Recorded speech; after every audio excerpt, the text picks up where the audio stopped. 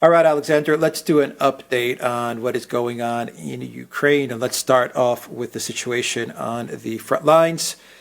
And let's start things off with Ugledar, I guess is the most important part of the front lines to discuss, the encirclement of Ugledar, which has pretty much now been confirmed. And all of this was going down when Zelensky was in the United States, trying to get entry into NATO and trying to get permission for long-range missile strikes, with reports claiming that the Ukrainian soldiers facing encirclement in Ugledar were ordered not to leave Ugledar, which has now led to their effective encirclement. And I have read reports which claim that some of the soldiers in the 72nd are surrendering. I don't know if that is true, but anyway, what are your thoughts on what is happening on the front lines? And if you agree that Ugledar right now is the area that we need to focus on. Vuhledar is indisputably the area we need to focus on, and for three reasons. Firstly, a significant force of Ukrainian troops, some of their best troops, 1,500, 2,000 men maybe, are surrounded in Vuhledar. Well, that may not sound like a huge number, but Ukraine is very short of troops now, right across the front lines, and is short of some of its best troops. And some of its best troops, too many of them, are surrounded in Vuhledar. And if they capitulate, if they're all lost, that will be a blow to the Ukrainian military, and it will be a blow that will be absorbed by wider Ukrainian society, because it will look as if, well, it will be, first of all, an indisputable defeat, one that cannot be concealed or explained away from the Ukrainian people, and one which will affect general morale across Ukraine, because, as I said, these soldiers have been lost. There is another factor about Vuhledar. Vuhledar was a heavily fortified mining town in southern Donbas. It was built, obviously, by the Soviets, in this typical Soviet fashion, with high-rise buildings, and in a landscape, the steppe landscape, the prairies, if you like, of this region of southern Russia and eastern Ukraine. So it rises out of flat territory like, spires or towers of a medieval fortress. It dominates the landscape around it.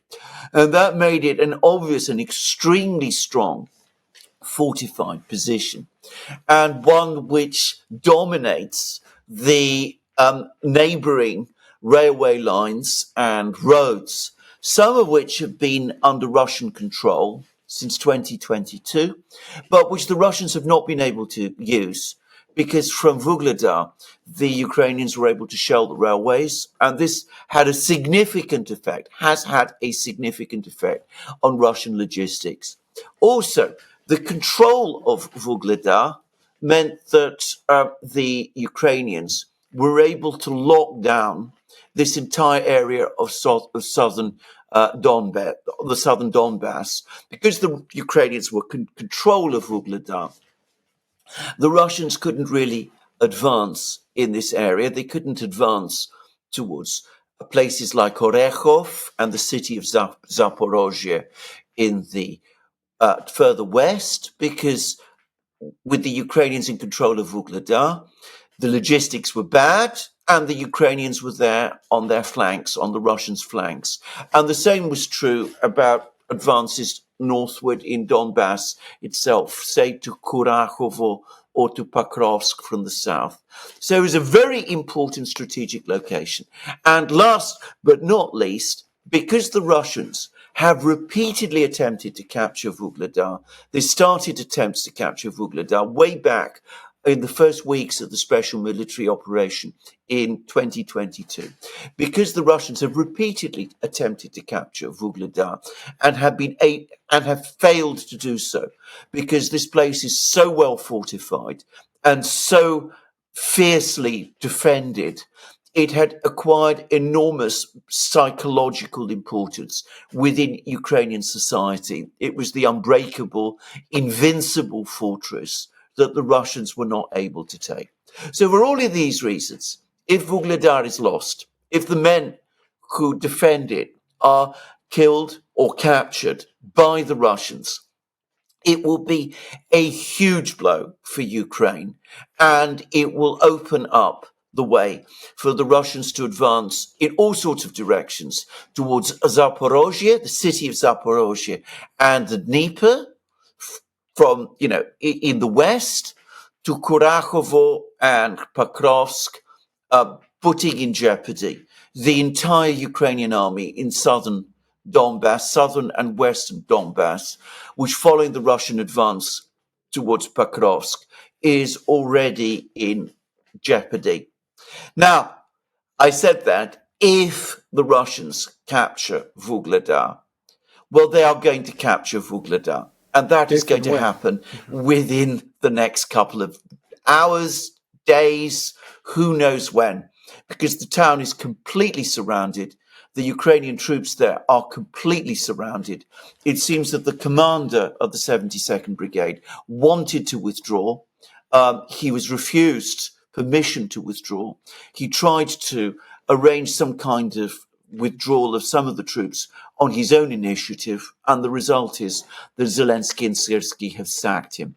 So the troops are surrounded. Vuhledar is surrounded. There is no possible relief. It's only a question of a few days, at most, before Vuhledar finally and conclusively falls. Yeah. What's going on in other areas? By the time this video goes up, by the way, Ugledar may have already fallen. Absolutely. Just a heads up. So, I mean, we just don't know when it's going to be captured by the Russians. What's going on in other areas? Kursk. Not really talking much about Kursk anymore. No. Ukraine military and the collective West media, they've kind of forgotten about it seems. So it's obviously not going well in Kursk. And other areas along the front line, Chasov Yar, Donetsk, Pokrovsk. Yeah, Kusk, the reason they don't talk about the Kursk operation is because it's turning into a debacle. Now, over the last 3 or so weeks, the Russians have gained the initiative in Kursk, and they've been recapturing various villages around the the core place within this pocket that the Ukrainians have in Kursk, which is the small town, 5,000, 6,000 people of Sudzha. It's now becoming very dangerous for the Ukrainians because the Russians are trying to capture 2 villages on the border. One is Plechovo, which is located to the southeast of Sudzha. The other is Sverdlikovo, which is located to the southwest of Sudzha. The Russians are attacking and trying to capture both of these villages. If the Russians are able to capture these villages, and the Ukrainians will strain every nerve to stop that happening, then the Russians will gain effective control of the main road. In fact, it's the only big road in this entire area, the road that is used by the Ukrainians to keep their forces in Sudzha and elsewhere in this pocket supplied. And if that happens, then we are looking at a genuine cauldron, an encirclement of these Ukrainian troops, and it could become a disaster. And bear in mind, we're only a few weeks now away from the autumn rains, period of time which the Russians and the Ukrainians refer to as the Rasputitsa, when everything turns to mud, the earth turns to mud. If you can't use the main roads, then you can't really move men and machines and vehicles across the fields or the forests or the woods because the ground is too soggy and too soft. You do not want to be encircled if you find yourself in that kind of situation. So this is going very, very, very badly for the Ukrainians there. That's one battle. The other big battle, the other huge battle that is taking place of which, by the way, the battle in Vuhledar is a part, at least in my opinion, is this huge battle that's taking place in western Donbas. So the Russians have now reached Pokrovsk itself. There were various villages that they had to capture close to Pokrovsk. They appear to have captured the last one, which is a place called Nikolaevka. They are now literally the last place that they need to advance towards in this area itself is Pokrovsk, Mirnograd, Pokrovsk. They've captured Grodivka, Nikolaevka, all of these places. They're bombing Pokrovsk heavily. They've cut the main roads leading into Pokrovsk. They haven't occupied the roads, but they are able to send drones and all of that. And they're starting to use, by the way, long-range drones like the Russian equivalents of the Reaper, the American Reaper drones. They're now operating over the roads. So the supplies to Pokrovsk, very, very difficult. And the Russians likely to start an operation in Pokrovsk itself, I'm guessing, again, within the next week or so, before the autumn rains start, which will make the Ukrainian supply situation there, again, very difficult. And further south, the Russians are working towards the encirclement of two other towns. One is the town of Sverdlikovo, which the Russians already occupy part of it. But the Ukrainians are trying to defend themselves there. Sverdlikovo was an important logistical hub, but it looks like it is at risk of encirclement. And further south still, an even more important logistical hub called Kurakovo, closer to Donetsk city, that looks like it's being encircled as well. Now, further east, the Russians seem to be getting very close to completing the capture of Toretsk and the Toretsk conurbation. This morning, we got news that a suburb of Toretsk called Nelipovka has fallen under Russian control. The Russians are fighting right in the center of Toretsk. It looks as if the town is about to be cut in half. This is a major fortified position that the Ukrainians had built up in this place. It looks like it's about to collapse. And further east and north again, the Russians look to be working towards some kind of encirclement operation over Chasiv Yar. The battles of Toretsk and Chasiv Yar are interconnected with each other. If Toretsk, or rather when Toretsk falls, Chasiv Yar likely to fall as well. And when that happens, the major battle, the last big battle in Donbas for Slavyansk, Kramatorsk and Konstantinovka, this group of biggish towns that are the last major inhabited areas of Donbas still under Ukrainian control will begin. And once these places fall, and once Pokrovsk falls, the Russians control all of Donbas. And the next place further west is the Dnieper, the river. Yeah, what a debacle from Zelensky and his administration. Yes. What a debacle. Yes. And that is why we're also getting reports that Budanov's on the chopping blocks. Umerov, the defense minister, is getting ready to go. And Zelensky is trying to sell the lie that, which I think it's a lie anyway, the disinformation that Trump supports him. The meeting between Trump and Zelensky did not look like Trump was supporting him. It doesn't look like Trump actually likes him. But the Chinese and the Brazilians, they're pressing for their own peace formula. It's not even a peace plan. I would say it's more of a peace roadmap. Ukraine is upset with all of that. And even Switzerland is now saying, we support China and Brazil in their peace roadmap, which is really embarrassing for Ukraine, given that Switzerland was the location of the first peace summit. So, I mean, Correct. Just everything is crumbling for Zelensky, and he's trying to hold on because he doesn't have an exit plan. He's trying to keep everything together until he figures out, how do I get out of this mess? Yes, I think you've put your finger on it, because I don't think he's got an exit plan for Ukraine. He may very well have an exit plan for himself, but the two are not identical. What he wants to do, and I think this is now increasingly clear, is that he really isn't interested in any kind of diplomatic solution. He made a series of bizarre comments about this whilst he was in the United States. He said that he wanted a diplomatic solution, but one achieved without negotiations, which is one of the most bizarre things I've ever said. But he's actually said that. I'm almost quoting him. He doesn't want negotiations because one can't negotiate with the Russians. What he seems to want is one of two things to happen.